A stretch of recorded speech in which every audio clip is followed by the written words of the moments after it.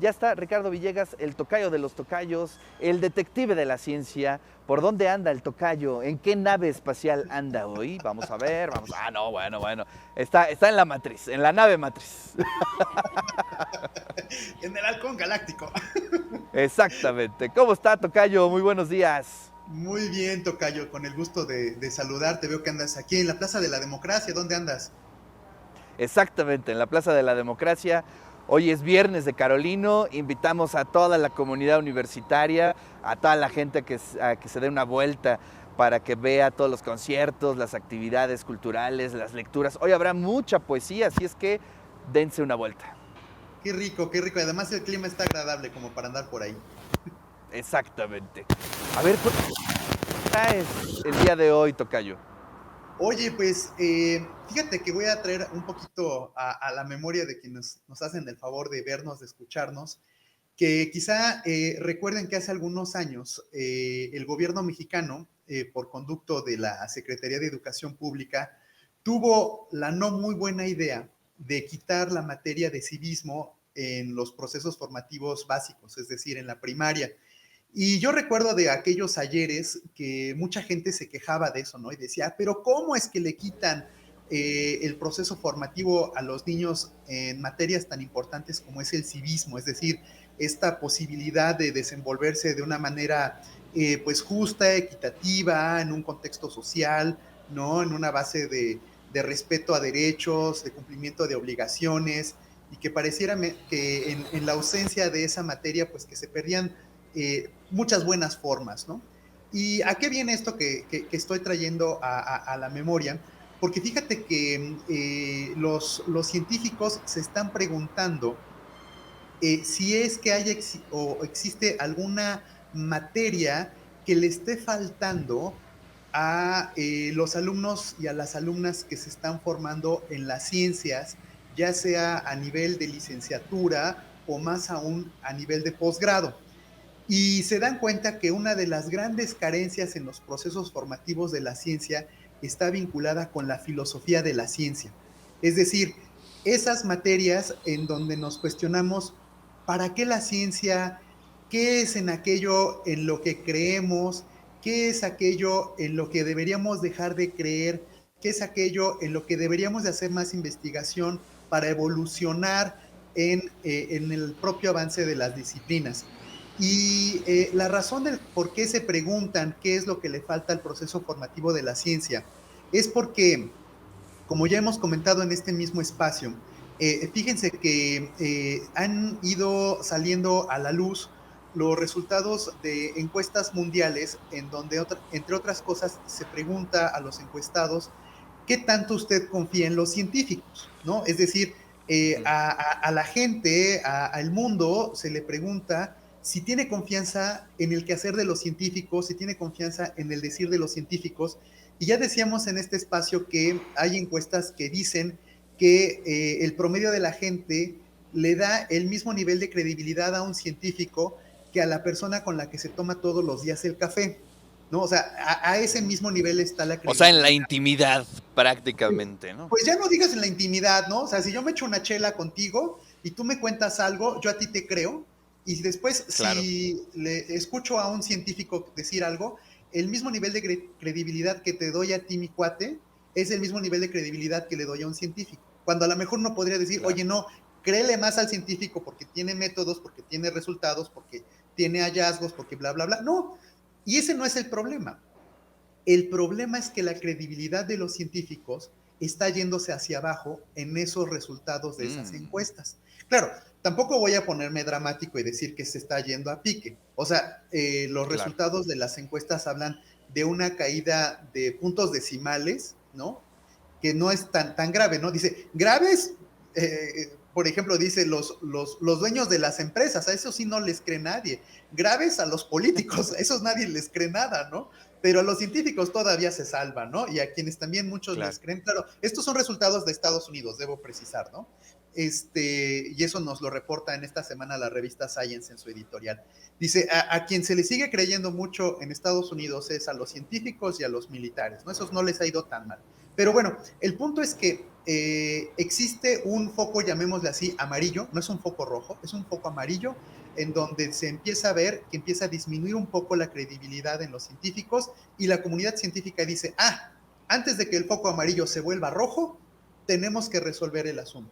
Y una forma de resolver la incredulidad en los resultados científicos está en formar en los alumnos de posgrado en temas de filosofía de la ciencia. Y dicen, el problema está en que ahora, cuando están redactando los directores, las directoras de los programas académicos, cuando están redactando los programas de posgrado, les faltan meses o años de formación de sus alumnos. O sea, quisieran meterles 40, 50 materias en 2 años de la maestría o en 4 años de doctorado y pues resulta ser que la vida no da. Y dice, entonces, entre que tienen un montón de materias, entre que no tienen tiempo y entre que no le prestan atención a temas básicos, cuando esos egresados salen propiamente a dar clase, a hacer investigación, pues sus resultados eventualmente no se comunican de la mejor manera a la comunidad a la que están destinados. Entonces dicen, si se abunda en la filosofía de la ciencia, eventualmente también se abunda en la comunicación de la ciencia. O sea, mucho de lo que tú haces, Tocayo, o sea, la comunicación de los resultados de la ciencia, no para científicos, sino para todo el mundo, para que todos Para la entendamos. gente, ¿no? Pues sí, ¿no? Porque pues para la ciencia es para eso, para la gente, ¿no? O sea, mucho de la Claro. divulgación y para generar un impacto regional que se traduzca pues en desarrollo, ya, ¿por qué no decirlo? Hasta en beneficios económicos. Entonces, me parece muy interesante, porque esto también ya lo hemos platicado, la importancia de volver a lo básico, y cuando digo lo básico es pensar en la filosofía de la ciencia como un elemento formativo en los procesos de posgrado.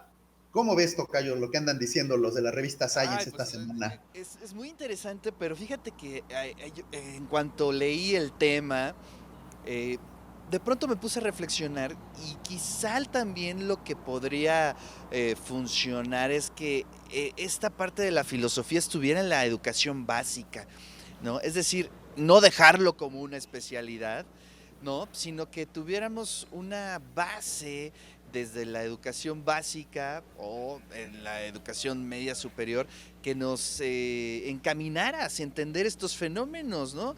Porque bueno, la ciencia, la tecnología, son los grandes temas, ¿no?, con los que convivimos diariamente y a veces nos hace falta cuestionarla desde la perspectiva filosófica. Y creo que también eso nos ayudaría a tener una ética en la ciencia de cómo nos movemos como especie prácticamente en torno a a la innovación, a la ciencia, a todo lo que estamos haciendo en este planeta. Pero es muy interesante lo que estás planteando, Tocayo. Pues, a ver, yo coincido contigo, ¿no? Es la importancia de todo lo que deriva de la filosofía, como es el caso de la ética en la ciencia.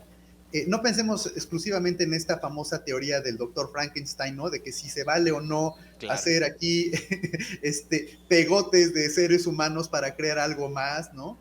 Pero sí mucho, por ejemplo, lo que estamos viviendo hoy por hoy con el tema de la inteligencia artificial, ¿no? Sigue siendo una discusión el decir, por ejemplo, se le va a conceder o no en el mundo de las patentes la titularidad de la inventiva a una solución de inteligencia artificial, y entonces eso querrá decir que ahora sí ya nos estamos dando un quien vive, ¿no? Un tete a tete humano-inteligencia artificial. Entonces, sí, son muchas cosas que nos colocan a repensar en lo que estamos haciendo. Y es que este artículo que les estoy platicando cita a el famosísimo Pierre Bourdieu en su libro que se llama Falacia Académica, en donde Bourdieu decía en ese entonces que uno de los problemas que tienen los científicos es que creen que todo el mundo cree y entiende lo que él entiende. Y pues no es cierto. Exactamente.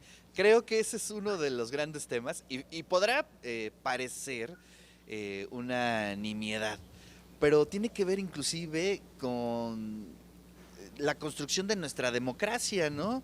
Y de cómo democratizamos el conocimiento. De pronto se van haciendo estas élites, ¿no? Y creo que es importante diluirlas y hacer que llegue el conocimiento a los grandes públicos, con un lenguaje obviamente adecuado, ¿no? Exactamente, y por eso es que, por ejemplo, vemos como hay muchas, no sé, convocatorias para otorgar algún tipo de estímulos a los investigadores que dicen, a ver, usted que es muy arriba, ¿no? Acuérdese que hay alumnos de licenciatura que están Claro. interesados en escucharlo. Oiga, acuérdese que hay medios de comunicación que tiene que utilizarlos para divulgar los resultados de su investigación, porque ahora estamos viviendo una etapa en la que dicen los investigadores, no, yo nomás hago investigación, yo ya no doy clase, ¿no? A mí esto de dar clase como que me estorba, ¿no? O sea, porque yo necesito Claro. dedicarle más tiempo al escritorio y no tanto al salón. Dice, no, espéreme. Pues si esto es una universidad, aquí venimos a formar gente y qué bueno que usted sea todo un científico reconocido, pero acuérdese que hay que formar y no nada más pensar exclusivamente en la ciencia. Claro. Y además va de la mano. Creo que es algo muy importante que no hay que perderlo, ¿no? Como tú lo comentas. Este diálogo, es decir, desde la perspectiva del investigador, pero este diálogo que se da con tus alumnas, con tus alumnos, ¿no? Esa formación y esa retroalimentación es valiosísima para cualquier investigador, ¿no? Por supuesto, finalmente, como dirían por ahí, cuando alguien da clase, el que más aprende es el profesor. Siempre, siempre. Me suscribo. Pues sí, definitivamente, ¿no? Siempre los alumnos, y más los de prepa, los de licenciatura, son los que más le enseñan a los que ya están allá en la estratosfera, porque dicen, ah, caray, eso no lo había visto, esa perspectiva, como Exacto. dirían por ahí, esa perspectiva fresca, no la tenía Sí, yo sí. a la mano, ¿no? Y la verdad es que se agradece y estos procesos de discusión en clase son de muchísima utilidad y que precisamente vienen a abonar esta idea de ¿para qué la ciencia? ¿No? O sea, ¿para qué son Así científicos? ¿Para es. qué eso? Ahí está la respuesta. Oye, pues qué maravilla. ¿Dices que es la editorial que salió esta semana?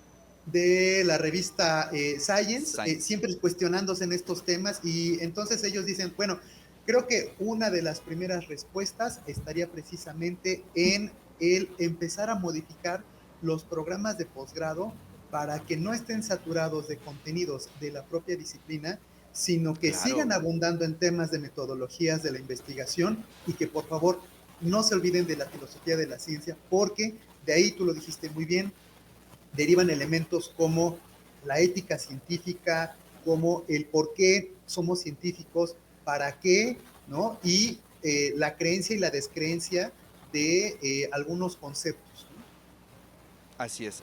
Tocayo, pues muchas gracias. Muchas gracias. Te mando un gran abrazo. Saludos a todos, a todas por allá. Y bueno, pues nos vemos el siguiente viernes aquí en el De Eso se trata. Así es, hasta entonces.